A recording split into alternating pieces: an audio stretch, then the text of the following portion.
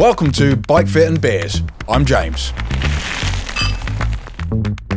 I am your extremely inexperienced host, James Thomas, also known as Bikefit James to the YouTube community.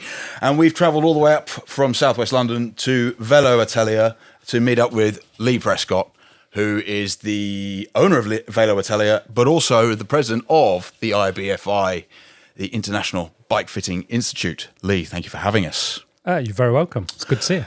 Today's video, this is a new thing for me, so I've got no idea what I'm doing, really. I'm vastly unprepared, but we thought we would have a beer. Now, complete transparency, it's 10:20 in the morning, and I don't really do drinking in the morning, but today's video is sponsored by Spaten from München. We're going to pour this just for effect, but we're probably not going to drink it because, frankly, it's 10:30 in the morning. I know I'm a bit of a booze hound, but I'm not that much of a booze hound. Anyway, Lee, lovely to meet up again. Here's some beer for you to not drink. Thank you. And let's get to it. So I think the first thing we wanted to discuss today really was, what is the IBFI? What is its role? Why do we need it? Go. Oh, right. Elevator pitch then. So essentially, the IBFI was set up 10 years ago to act as the kind of global advocate for bike fitting, with the remit to try and set some educational standards for bike fitters, and also provide transparency for the buying public, so that they know what they're getting when they go to a bike fitter who is certified by us.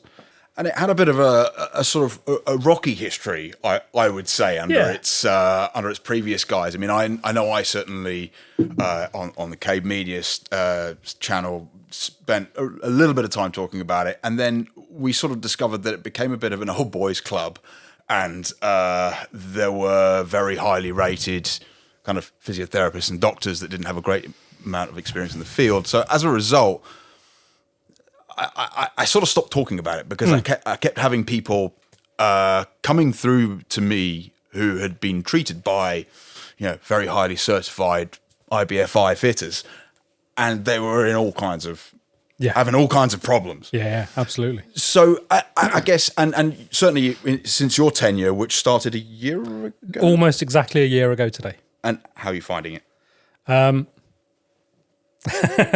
It was a lot of hard work. Well, it still is a lot of hard work. I hadn't realised just how much needed doing until I got under the bonnet.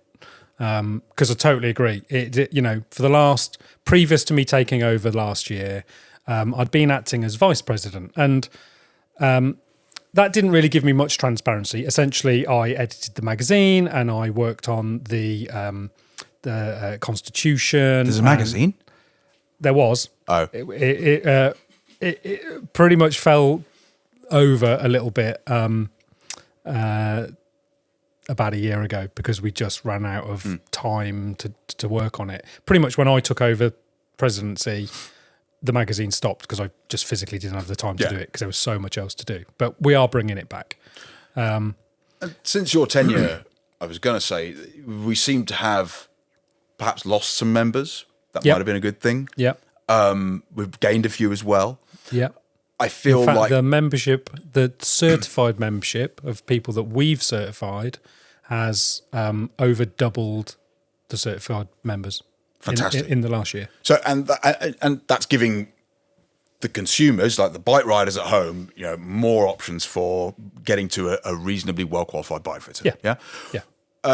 How are you qualified to lead this? Cool. That's a good question. What makes you think you're the one? I mean, you're more qualified than I am, that's for sure. But so, who's Lee Prescott? Give us a rundown. Okay. My initial coming into the bike industry and the bicycle world was in the early 80s when I wanted bicycles I couldn't afford. And because my dad is a motorbike designer, and I spent most summers sitting in the corner of a workshop, I just decided I would start making the bikes I wanted instead of trying to save up to buy them. So I got into frame building quite an early age. I built my first full frame from clean new tubes when I was about 10 in 85. And that pretty much set me on my path of... The year after I was born. Not making you feel old. Well, yeah, but but that set me on my path really of what I wanted to do. So all of the stuff that I did when I went to school was all aimed at design, engineering, ergonomics, that sort of stuff. That's what I then went to university to do. My original degree is in industrial design and ergonomics. And straight out of there, went to work for Pashley, which at the time was pretty much the only manufacturer of bicycles left in the UK. In Stratford, right? In Stratford, just down the road, which is essentially why I'm still in this area. You know, so worked with them as head of design for about 7 years. Did some cool stuff there, like the TV series, which I know you know about. Yeah, absolutely. Kind of, we sort of pioneered 24-inch supercross bikes and trials, street trials, BMXs, all that good stuff. You're talking about bikes that you can't afford. For the viewers at home, TV series was a series of trials, BMX and street bikes, as you say, and it was plastered all over the front of MBUK magazine. Matt and Eddie Tongue, the Tongue brothers, were bike trials riders, and it was a very, very cool thing way back when. I remember being 14, 15 years old and wanting one of these bikes, and I found out, we were having a chat at Rouleur, wasn't it, last year, that you were the man behind that, and I sort of it floored me. I was like, oh my God. In fact, you've got one here somewhere, haven't you? It's at home. Oh, I'll bring it in for next time. Yeah, we'll bring it in for next time because I'd love to see that. But yeah, I absolutely lusted after those bikes. Anyway, sorry to interrupt, but I just wanted to give the viewers a bit of context because it's a very cool thing to me. Yeah, yeah, and it feels a long time ago now. Was a long time ago.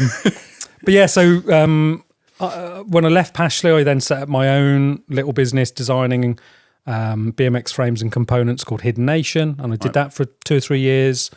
Built that brand up to a point where I then sold it, and I'd had a good kind of 12 or so years just very concentrated working on bikes, and I wanted to kind of go and do some other stuff. So I went and worked out in the wider design industry, worked for a couple of fairly big companies. In fact, one of the companies I work for is probably the biggest company in the world that you've never heard of. And what they do is basically make everything inside probably every supermarket you've ever stepped foot in globally, apart from the fridge freezers. So, if you've ever been to a supermarket, I probably had a hand in designing the checkout that you've been through. So I did that for a few years, and then I was still doing frame building and little bits of consultancy design for the bike industry. And I got more and more into that. And it became really obvious that the more sort of consultancy work I was doing in the bike industry for bigger brands, I got really unhappy with kind of the ivory tower approach. The designers or product managers, even not even designers in a lot of cases, sitting at a desk, in China or in America, essentially never really having any contact with the people actually buying and riding these bikes, right? Yeah. So the amount of travel and flying and hotels and stuff that I was having to do on a pretty regular basis was pretty much killing me. So my wife and I decided to pull it over, set up our own little business here in the UK, where I could concentrate on frame building. This newfangled thing, bike fitting, which is, what we used to do to just size someone up for a custom frame. Yeah. And that's kind of how my bike fitting career started. And that was when, sorry? Oh, God. Probably about 18, 19 years ago. Right, okay. I was about 32. And essentially we just kind of evolved and started, we set up our own protocol to start with. I didn't go on many other courses. We went all to, all the conferences and that sort of stuff, and did lots of work alongside chiropractors and physios and all that sort of stuff to kind of create our protocol. And it just sort of evolved out of that. And, I've been bike fitting professionally now for all of that time. And I have no clue how many people I've fitted. But when I first met Andy at a conference in Germany, who was the guy that originally set up the IBFI, Andy Brook. He said, would I be interested in helping out and volunteering? And absolutely. So I got involved, kind of worked my way up there until he asked me if I would be willing to be vice president.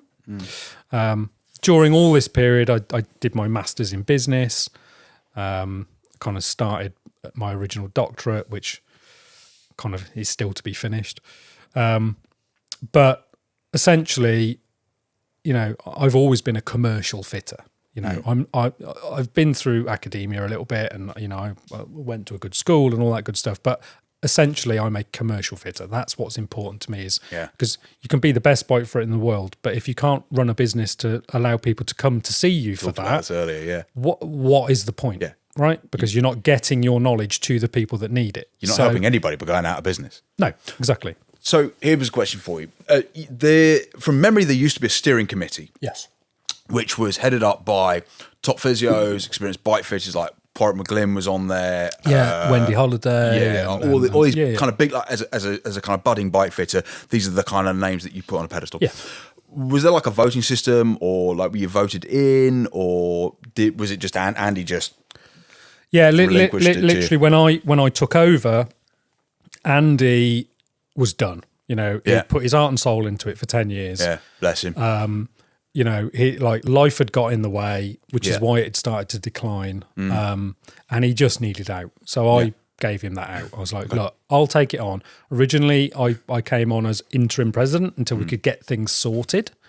And it was then really that when I got under the bonnet of it, kind of realised just how much needed to happen. We scrapped the website and built a new one.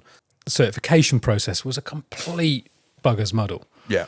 Basket case. Yeah. So we kind of sorted all that out. I spent about 3 months literally ringing all of the steering committee and all the top bike fitters in the world and educators, and just saying, right, what do you think works?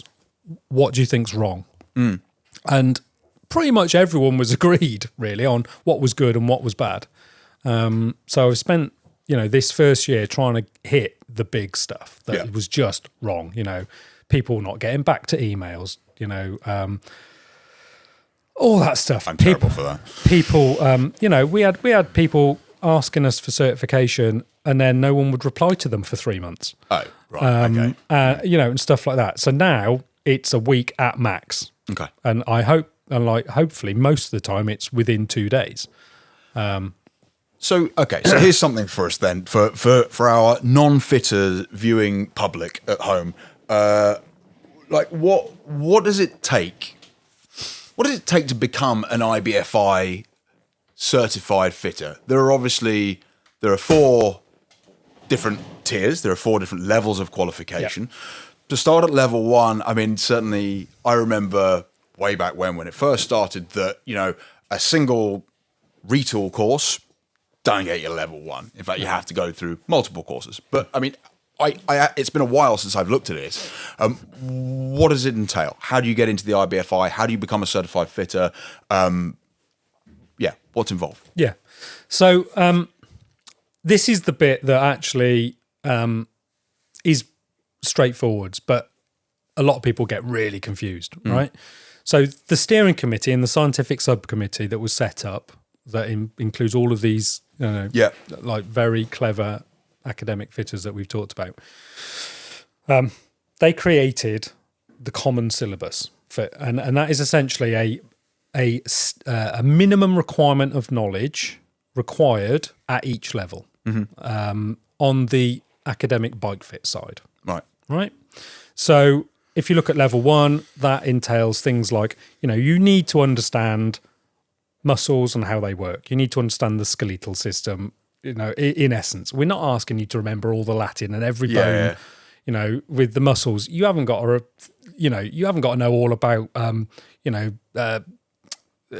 string theory and all that sort of stuff. Yeah. Like all you need to really understand is what is a muscle, how does it work, maybe understand a little bit about pronation, that sort of thing. You need to understand the like the nervous system and how proprioception works and that sort of thing. We're not asking you to become doctors at level 1. You need to understand the basics of how a body works, right? Yeah.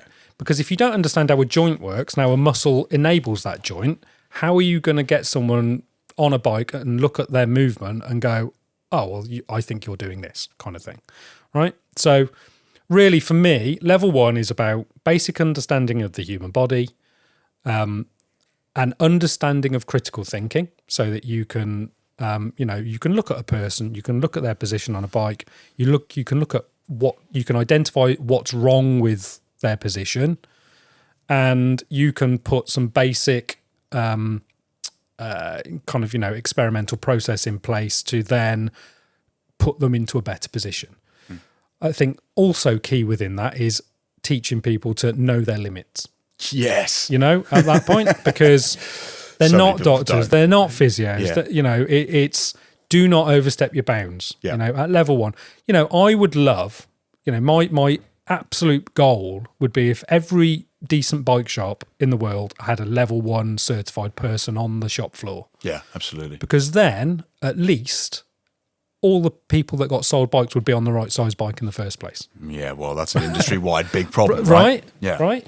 That's a piece of work I've been doing at the IBFI. I've been speaking to 5 of the biggest global brands about what are they doing about Bikefit.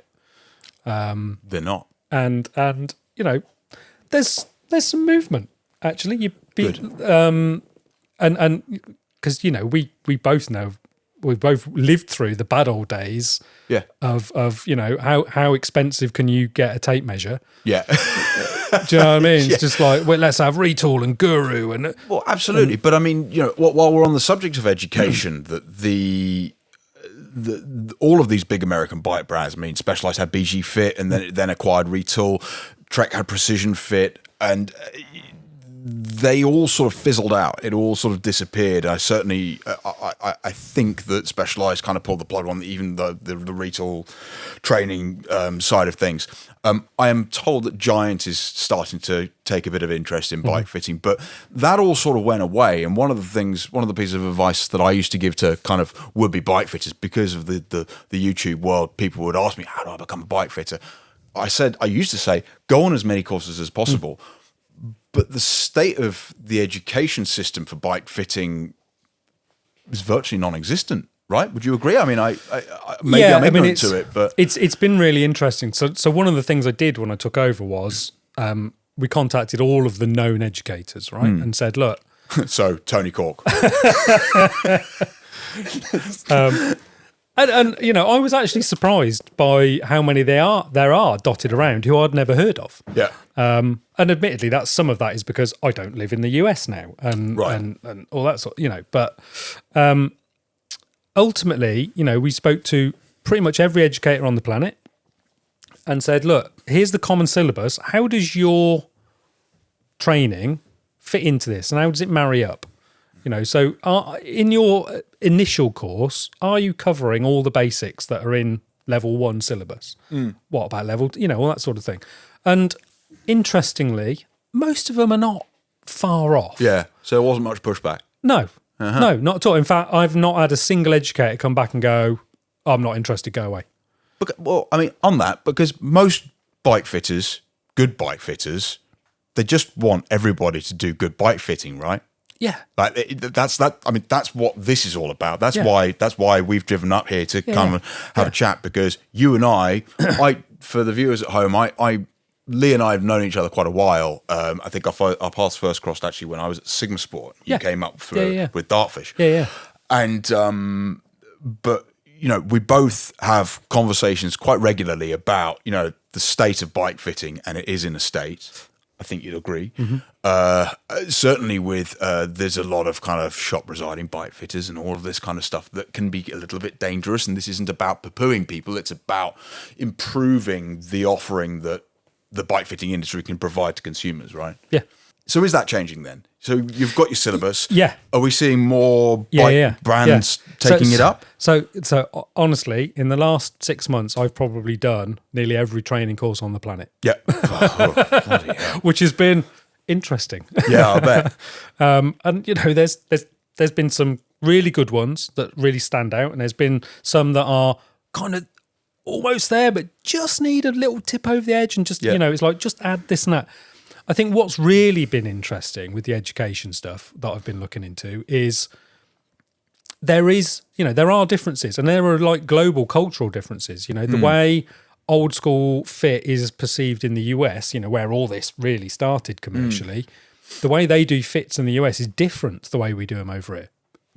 Mostly. Yeah. You've got some of the more progressive kind of educators over there that are very plugged into the European scene. But I think it's been interesting seeing the difference, and the common syllabus that was created and is evolving, because we've literally I was talking to Wendy Holiday and Paul Vicentini last week about coming together to review the syllabus again, because there's new research coming out every day, right? I mean, I literally was reviewing abstracts for Anton at Science in Cycling this week, and there's some really interesting stuff coming through. But the education needs to constantly change, right? And so we need to review that syllabus regularly and update it. And that's why one of the first things I instilled, just like physios, bike fitters need to have continual education. Yeah. You can't just do a course 10 years ago and go, right, I'm a bike fitter, because that doesn't work. Because you and I both know we fit very differently now to how we did 10 years ago, right? Totally. Absolutely. So 10 months ago. Yeah, exactly. So the first thing I installed was when you apply for certification now, it lasts for 2 years, at the end of which you have to reapply. Standing still means you go backwards. Yeah. Because you've got that guy, there's that guy, isn't there, who says, this isn't anybody specifically, but there is that type of fitter who is armed with a goniometer and a plumb line, who's been fitting for 4 decades. And he's doing it wrong. He's doing it the same way as he's done 30 years ago. Yeah. And of course... But to be fair, even if he's doing it right, 20 years ago, he might have been what we would now call, say, a level 3 fitter. Yeah. But now he would not even be a level 1, right? Yeah. Because the industry's moved on. Absolutely. The knowledge has moved on. The research has moved on. And I think, you wouldn't be giving up your time to be here, and I wouldn't be giving up the amount of time I'd give up, because IBFI is volunteer. I don't get paid for it. Yeah. And it takes several hours every day of my time, and I am running 3 other businesses. Yeah. So, it's something you and I both care passionately about, because of all the things I've done in my career, this is the one that means the most to me, I would say, because it's really, getting... it's like when you get someone who's been in pain and you get them riding their bike pain-free in comfort for the first time. I've had grown men crying in here, man. and it's just like nothing else gives you that. I had a lady in yesterday who bought a Fesca from me, bought a custom bike from me. She's not that small, but she's a small-ish woman. And she said to me yesterday, she came in for an annual checkup, that she said, this has just completely changed my life. It's, I now don't have any apprehension. I don't have any stress when I go for a bike ride. It's complete, because she used to be in quite a lot of pain. Yeah. And she had been to a very highly rated IBFI fitter, and the saddle was like 4 centimeters too high. The reach was 5 centimeters too long. It was like, it was way out, like really, really way out. And we just totally changed life. So what I wanted to say is, thank you for your time. Thank you for taking this on and taking the steps towards improving this industry that does look after us. Us at the sort of at the forefront of it. We all work really hard, and we do need, I think, a voice, particularly when it comes to the. Can I say shysters on this channel? Snake oil salesman. The snake oil salesman. And, I know I've been accused of being a snake oil salesman, but whatever. Yeah. Honestly, if the IBFI does nothing else but to weed out the people who are, hiding in plain sight. Yeah. Honestly, I'll I'll leave happy. So are we saying that if you're a bike fitter, you really ought to be getting involved with the IBFI, shouldn't you? It's Especially given some of the stuff that we're working on at the moment, like, you know, I'm talking to big insurance agencies around, if you're certified, surely your insurance should be cheaper, right? yeah. Bit of a no-brainer. So here's something for you. Does it cost anything to become a member of the IBFI?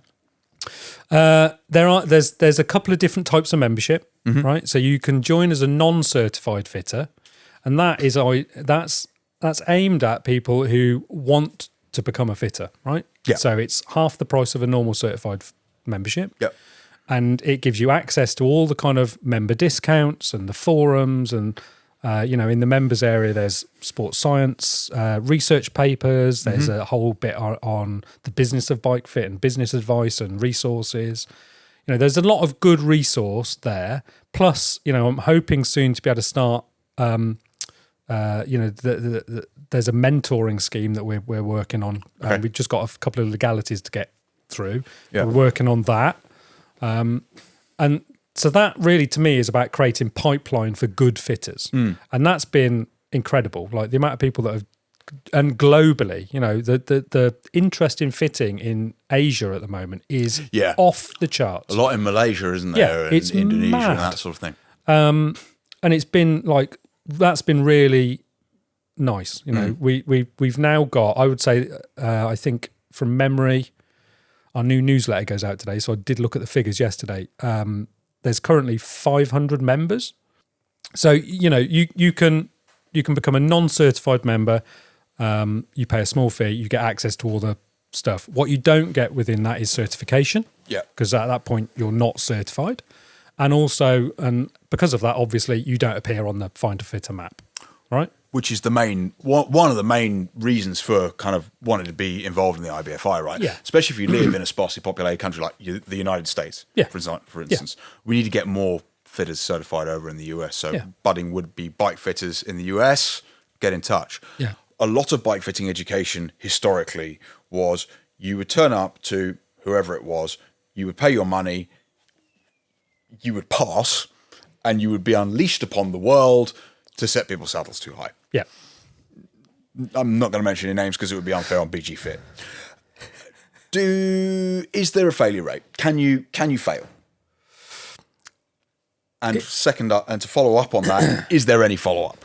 I appreciate. I don't want to put too much on your plate here, but no. But so it's different for each level, right? Yeah. So maybe the most sensible way for me to answer this is if I explain what each level is and what you need to do to reach that level. Yeah, right? absolutely. Let's go for it. So level 1 we call an accredited technician.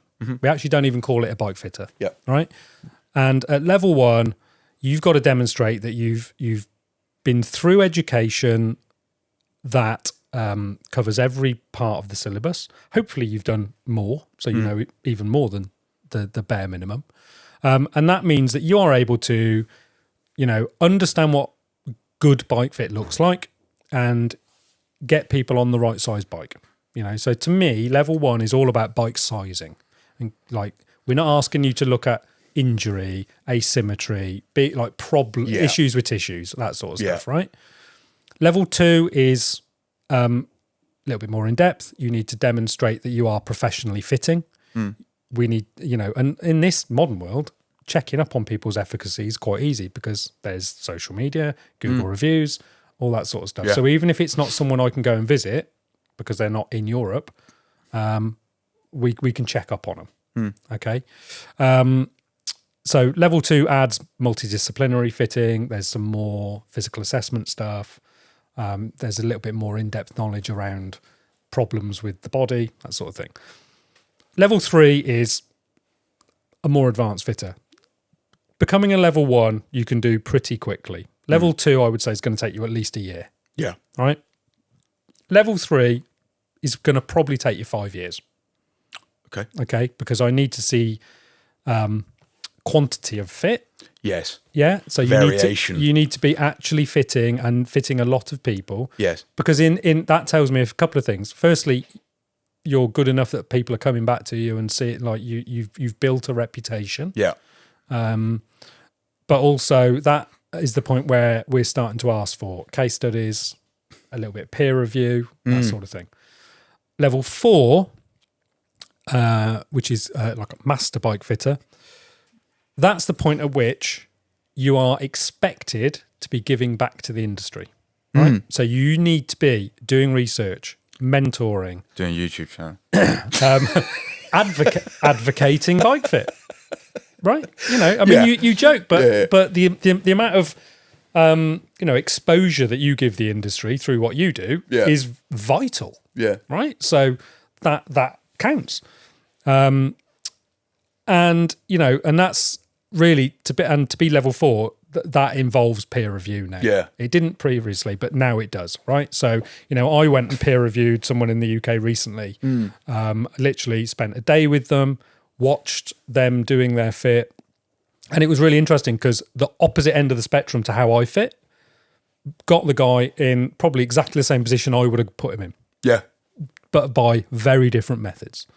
How interesting. And I think really at level 4, that's kind of where we're at. Yeah. I'm not, because some people in the past have labelled the IBFI as trying to like homogenise bike fitting, and that's very much not what I'm trying to do. Yeah. I'm trying to maintain, or I want to ensure that there are minimum educational standards and professional standards within the industry, right? Yeah. I don't want to homogenise it because otherwise we'll never move forwards. Yeah. Right? We need change. We need disruptors. We need people to do things in different ways because that's how we'll learn new things, right? Yeah. And that's what research is based on. Yeah. So that's why the syllabus has to constantly change as well, because as we learn new stuff has to change. I mean, leg extension, weight distribution, all the thinking on that has changed massively in the last 5-6 years, right? The amount of footwork that now gets done. Absolutely. The lack of wedging that now gets done. This is right. But this is a vocation where you absolutely learn by doing, though, right? Yeah. I mean, I went on every course under the sun that I could find. Yeah. Way back when, over a decade ago, and I learned things on every single one of those courses, but I don't fit that way anymore. I've almost become a little bit more blasé about it, not blasé, but just I guess more relaxed about it, and not having to chase millimeters and all of this kind of stuff. I was going to go down. Go on. I think it's interesting what you're saying, because that's exactly where I think most kind of high-end level 3 and level 4 fitters get to, is they learn to relax into it, and they're not paranoid about every little thing, because they realise it's not about measuring angles. Yeah. Right? Yeah. It's about quality of movement. Yeah, absolutely. And symmetry and quality, stability and there's a lot of there's a lot of kind of culturally, there are some cultures that like to talk about fitting as the art of bike fitting, and then we the talk we did at Rouleur, right, was bike fit, art or science, and it's a sports science. It's black and white, right? Yeah, absolutely. It's not an art. But I think where the kind of art of bike fitting comes in is that is the it can almost appear like there's this like wisdom, and when looking at, because you and I can both look at someone on a bike and go, I think we're going to need to do this and this. And yes, you will go and then measure it, and that will give you the data feedback that you need and all that sort of stuff. But essentially, that kind of what looks like the black art of bike fitting is actually just experience. Yeah. And that is just, the thousands or tens of thousands of fits you've done kind of showing you, okay, I can see that and I can see that. So I'm pretty sure we're going to need to do this.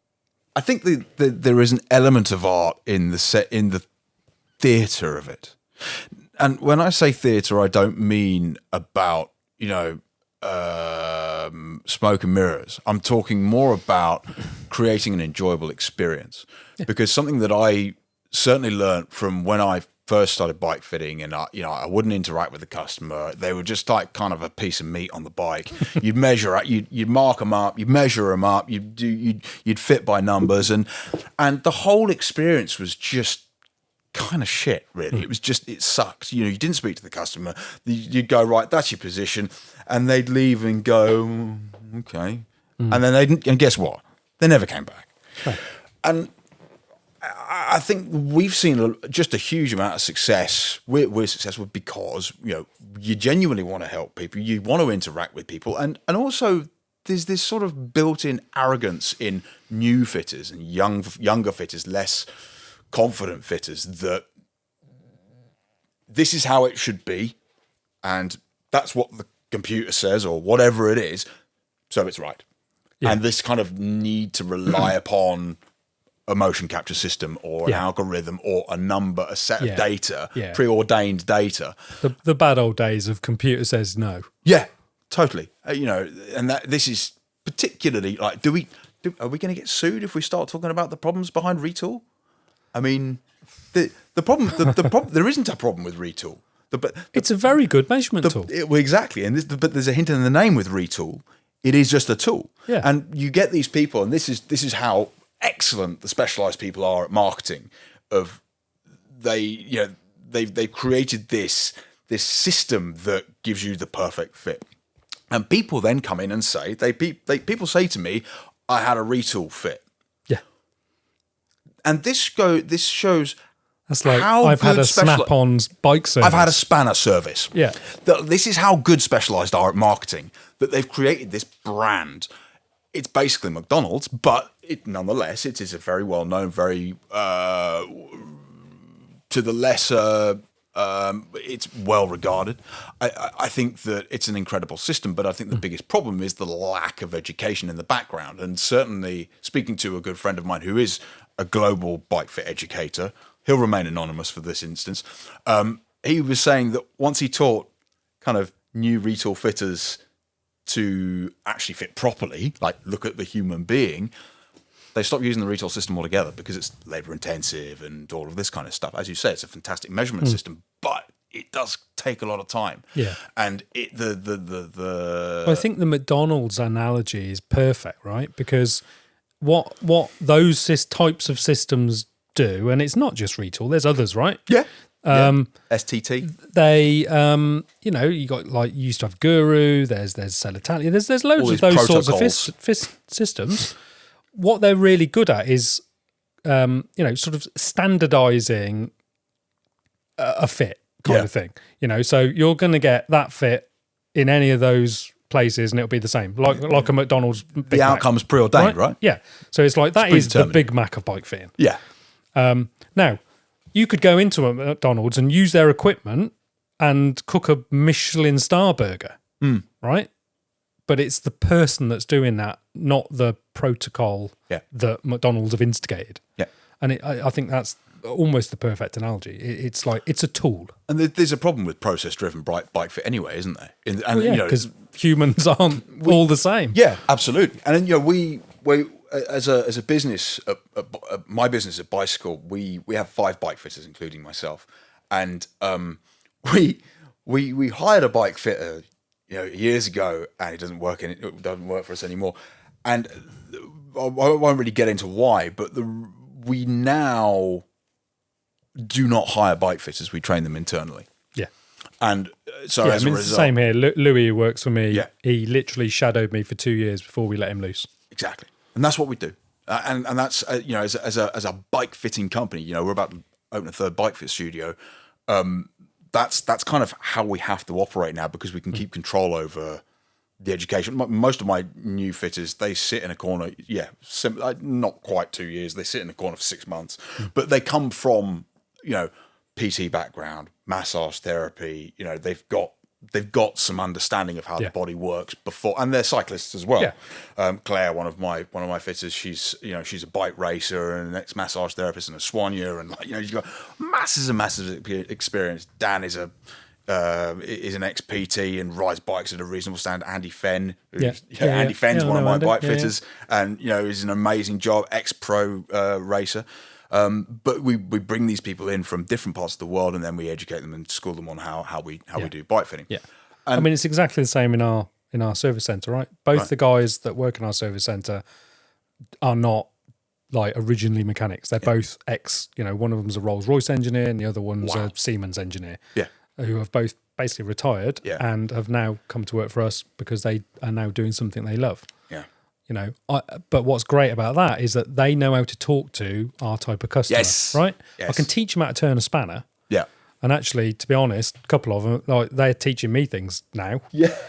But, it's pretty difficult to teach someone how to interact on a professional level with people who, a lot of my clients own businesses or work at, we're just down the road from JLR and, so we see a lot of professional people who are coming to us because it's a professional service, right? And I think to your point earlier about experience, I think that is an area that, it's one of the reasons I added the whole like Bikefit business of Bikefit bit to the IBFI, right? Because I think so many people get bogged down in Bikefit and they forget, apart from the pros you end up seeing, who are normally a bit of a pain. And a waste of time, yeah. Most like everyone else who's coming to see you is coming to see you to like aid their leisure pursuit, their hobby. This is something they're trying to do for fun, and you're helping them in that. So this is part of their fun sort of thing. So it should be a pleasant experience. I've got clients who come in who go, "Oh, this is like my equivalent to going to a spa." So there's an element of and I don't mean dodgy retail theatre like getting you to sit on a gel pad to measure your sit bones. What I actually mean is, there's an element of this should, when you come in, you get a nice coffee, you be sitting, have a nice chat. And customer experience. It's customer experience because that is also what they're paying for. Yes, they're paying to get comfortable and improve their performance and get our professional advice, but it should be pleasant for them. Absolutely. It shouldn't be like going to the dentist. And furthermore, you shouldn't be treated by some kid that smells like Teen Spirit dressed in a t-shirt and shorts, right?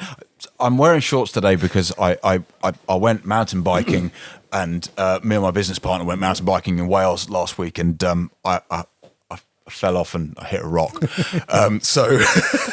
But yeah, I think how you dress, how you present yourself, how the environment is presented, and how clean it is. Like our places smell like coffee and rather than fart and stale rubber. Do you know what I mean?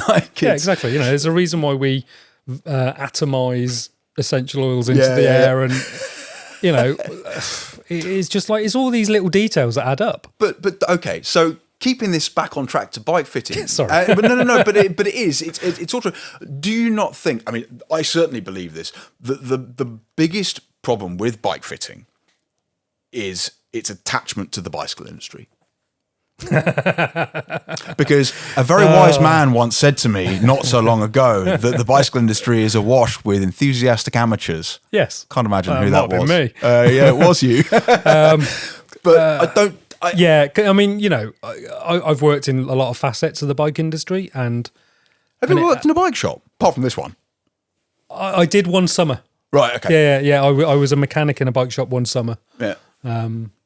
It was actually.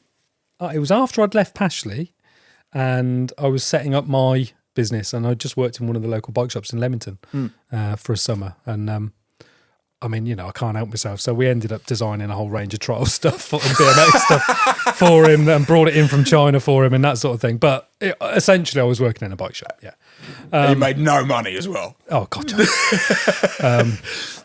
But it's. I mean, we set this up originally to be the anti-bike shop. Yeah, right. It's like it's appointment only. Yeah. When you come in, we're pleasant, we're professional. We don't look down our nose at you. Totally. I have, especially during COVID, we had people through the door who couldn't ride a bike. Yeah. And we literally had them outside teaching them how to get on and off a bike. And what a lovely place to ride a bike, though. Well, yeah, we're up in Warwickshire, so. But. To me, that's what this should all be about, right? I remember I had this kind of big vision originally, and I suppose we'd sort of slowly getting there. But I had a little period where I fell out of love with the bike industry because I was so frustrated with it, because I was like, surely it must be more professional than this. And this is why I went off and designed checkouts for 2 or 3 years, right? Yeah. But I ended up I was in the Peak District with my wife, and I happened upon a copy of William Fotherington's book, the Fallen Angel, I think it's called, Right. about Fausta Copy, right? Oh yeah, yeah. And there's a little bit in there where it's describing, kind of pre-war Italy, where every town had a little frame builder who also coached all the local cyclists, and it was like the little cultural hub for cycling in that town. And I literally overnight just went, right, I'm quitting. We're setting up our bike studio, and we're going to do that in Warwickshire. That's so the bike industry is very similar in the UK as well, though. Like that sort of thing happened in the UK. But we're going to talk about that on a different podcast. We are going to talk about that, though. Okay, cool. But yeah, I keeping it like with regards to bike shops, I think that there is always that bike fitter residing within a bike shop, big bike shop, and dare I say it, I mean, the amount of times I've had people come through on a bike that's 3 sizes too big for them because, get me a good deal on it. That's why, we look around here. Everything you have in here is either, I suspect, a customer bike or it's a display bike. Yeah. And I we think we don't hold stock at all. The bike shop model doesn't work. No. Because something that people don't understand is that when you if you hold bicycle stock, you've got to move it on. And you create subliminally, you create this incentive to just get rid of it, whether it's right or not. And that's sort of the reason why we don't, as a business, hold stock. Because we don't want the stress of or putting that stress onto our customers when they buy a bike. It's perfect. And we just talked about this off camera earlier. That the beauty of custom bikes is, and again, this is a story for another podcast, but the beauty of custom bikes is all about getting it right the first time rather than, having to amend or compromise with a different bike. Yeah. So, I mean, just go on. Picking up on that, it's interesting because when we first opened Velo Atelier, our whole model was, right, it's going to be a studio. We're not holding stock. We'll showcase stuff. But everything is made to order. Yeah. Right. Specifically, and there's some financial benefits to that as well in terms of cash flow and stock holding and blah blah blah. Right. But the industry was just not ready for it. I remember like we would have reps coming around just going, right, so the buy-in for this is X thousand pounds. I was like, yeah, we're not buying any stock. Yeah. And they were like, what do you mean? Yeah. And I was like, can you not see how big this place is? Like, where would we put 50 wheel sets on display? And why on earth would I even want 50? It's I wonder why people are on the wrong size bike. Exactly. It starts with the bike shop, but it's the brand as well. Yeah, brands. And it's been really interesting in just the 10 years we've been in this building, seeing that industry go, oh, yeah, shit, that model doesn't work. Doesn't work. Sorry for swearing. No, you swear on this channel. But essentially, it's just like the industry's just gone, oh, that might have worked in the, 60s. That is not, you've got Amazon now. Yeah. You've got, and it massively accelerated during COVID, obviously, people realising that look at every high street in the UK. People do not go to shops to buy products now. No. Unless they're really specific and niche and that sort of thing. And really, what we decided very early on was we're not going to sell anything here you can essentially buy on the internet. What we sell here is either very customized, like niche products of every price range, but also just really good service. Yeah, old-fashioned service. Old-fashioned, good, professional advice and service, and that because you can't buy that from Amazon. No, absolutely not. And this is where a lot of bike fitters. There are a lot of bike fitters that I know of who, again, will remain anonymous, who are brilliant people, and they probably know who they are, but they struggle because they don't necessarily have the business acumen. Is that too harsh? Or they don't necessarily understand how to give the experience for the customer. I don't want a couple of final things because we're going to have to wrap up. Otherwise, I could sit here and talk to you all day, and we are going to be talking to you all day. But what are the plans for the IBFI? What's new? What's going to happen in the future? What's changing? So I guess the big things we've got upcoming is I mentioned with the insurance thing that we're talking to. The other really interesting thing that I'm hoping to get real headway on this year is we've started lobbying the government here in the UK to recognise bike fitting as an actual industry. Amazing. Because as soon as that happens, we can then do things like apply for apprenticeship, just like cycle mechanics already can. And, you know, if of any industry, having an apprenticeship scheme for bike fitting is going to be massively beneficial, right? Because it means that you can take on someone, get some help for the government to help pay them whilst you train them. So exactly like we were just talking about, right? Yeah. And I've been sort of reliably informed that if I can get one government to do it, most of the others will then pretty much domino effect. I think your aim for an IBFI level 1 certified fitter or certified technician, in every bike shop in the world, there's only going to be about 5 left by 2030, but is a fantastic inspiration. And that's what I've been talking to a lot of the big brands about, and the response I've had from all of them has been massively positive. Good. They all understand, I think now. They've all learned from their previous dalliances in Bikefit. Yeah. And I think they all now understand that this is kind of really what they need. And because ultimately, if they can get people on the right size bikes in the first place, they're more likely to buy a second bike. Absolutely. We're not. I've been negative about bike brands in the past, but because of their sizing calculators or whatever it is. I'm not saying don't buy the bike. I'm saying buy the right size bike. Yeah. Fit first, buy later. All of that. That whole approach.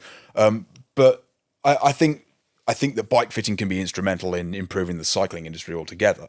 Yeah. But and exactly as you say, ensuring on people just for alone get the right size bike. Which, by the way, for the viewers at home who don't know, that is a big problem. Most people, I would say, over half the people I see through my studio, and we see about 1,000 people a year, on the wrong size bike.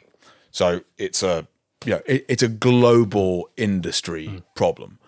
I guess the only other big thing, and this is maybe a little bit of an exclusive because we haven't told anyone this. Stop press. We are putting together the first post-COVID conference. At the end of this year. Amazing. End of this year. So it'll be September, October. I'm literally firming up dates with the venue. Fantastic. Where's it going to be? We're pretty sure it's going to be at the Silverstone Sports Engineering Hub. Yeah, okay. Where the wind tunnel is and the the Silverstone race circuit, basically.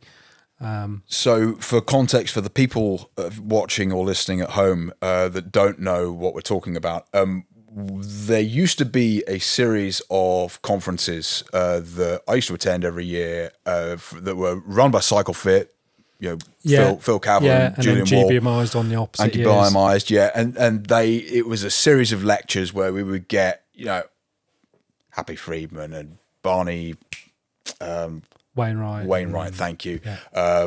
Phil Burt was there, like all of these big names. And it was just a series of lectures talking about, and I learned from those lectures. Yeah. Mick Habgood was there, podiatrist. I think this concept of sharing knowledge is so important. And I think there are some people out there, I'm not one of them, that are like, they're a bit guarded about it. It's like, well, I know this is mine. I learned this, so I'm going to hold on to it. It's like, don't be a dick. Just like share it, share the information. I've put it all out on YouTube. Yeah. And I think that could be instrumental in changing the industry, but it needs to be. You got to pay for it somehow, but it needs to be accessible, doesn't it? Almost. Absolutely, yeah. And I think like you were saying, like there's a real good analogy here to the kind of the food industry, in that if you look at really good chefs, they all share knowledge. They go and stage at each other's restaurants. Yeah. They learn from each other. They don't. They're not like, this is my. Because there's enough respect within the community that if you do a version of someone else's recipe, then you and this is a version of. Yeah. Everybody wins. Persons. everyone gets better. Yeah. The public get better fits. They're on better bikes. The industry improves because everyone's enjoying their cycling more. Yeah. They're not moaning about their saddle being uncomfortable. And, so to me, like, it's really about sharing knowledge. And this is where the conference, I think, this is a classic example, right? Put two bike fitters in a room, you can't stop them talking. Yeah. And I have learned probably more at conferences, sat in a bar with people afterwards, just chewing the cud. Yeah. And that is what we need to create, Absolutely. And so that's what we're going to put together. And there's going to be a new level coming as well. Okay. We're going to introduce a bike fitter emeritus level, which will be given to people that are not necessarily even bike fitting anymore, but the likes of, the foundation kind of pillars of bike fitting from the US and Australia. And, Yeah. Because I think Hoggs and and your people Happy Friedmans, your Happy Friedmans, and your Andy Pruitts, Andy Pruitts. Because I think we need as an industry to look back as well, absolutely, and recognise where we've come from and who's helped us get here. Yeah, absolutely, totally. Well, look, I think we've covered a huge amount today. Yeah. I mean, I probably need to go and pipper a thank walk. you so much for thank you so much for your time. Just anybody watching or listening at home, we are here at Velo Atelier, which is up in Warwick. If you ever need a bike fit, Lee is a IBFI level 4 master fitter. Yes. As you would hope. It's a beautiful place. And but also don't forget to check out the IBFI if you're looking for a bike fit locally, and you need to find a decent certified fitter. Google the IBFI on your search engine, and you ought to find somebody close by. Mm-hmm. Thank you very much for watching and listening. To the people watching on YouTube, don't forget to like, comment, and subscribe. And we'll see you for the next one. Yeah. Thank you. Thank you.